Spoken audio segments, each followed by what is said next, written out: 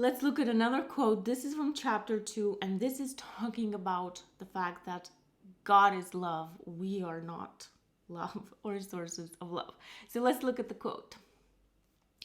It's only an overflow of our relationship with God that makes it possible to deal with people and love them.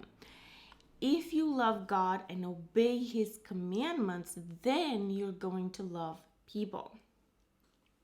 So, before I met Jesus in April 2019, so this was, you could say, about 10 years before I didn't believe in God at all and I rejected Him. And then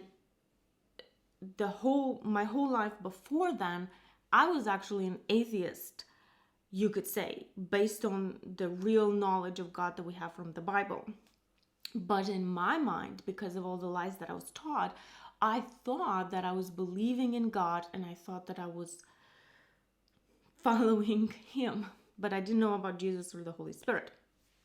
So what happens is that, because of all this distortion that I had been taught, I learned to compare myself to my abusive parents. In reality, God compares us to Him. He is the standard of health and of goodness and of love. But without knowing the truth about Him, I was comparing myself to my parents. So, if we compare ourselves to Hitler or to Stalin, we will always look like a good person, as long as we don't do that. But in reality, God doesn't compare us to other people. It's like a math problem. When we get a math test, we either get the answer or we don't. It doesn't matter what other people do and whether they got the answer or not. There is one answer, and that's God. God is the standard.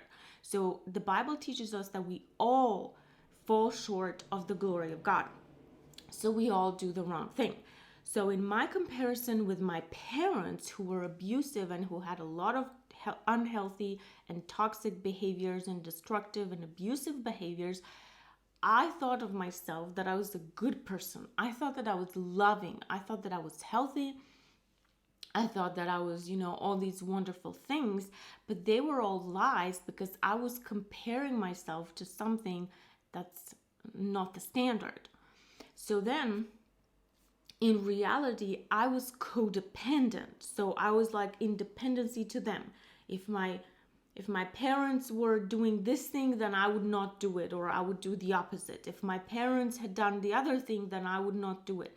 So I was codependent on them. And then, of course, I ended up being codependent with everyone else. And another word for codependency is people pleasing.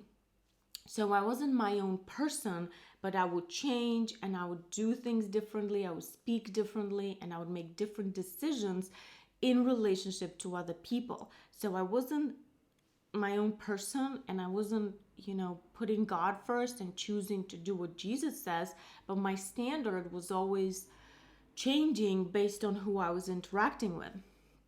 So I was totally codependent, but in my mind, because I didn't know the truth and because I didn't know about God, I thought I was loving. And this actually brought me and my husband on the brink of the divorce because I was doing all these things, thinking that they were loving, and then completely disregarding my reality and the fact that my husband and I, we would just argue about things and we would end up in having the same argument over and over and over the years. So I didn't realize that I was doing the wrong thing. I was deceived and I thought that what I was doing was loving, but it wasn't. It was actually destructive.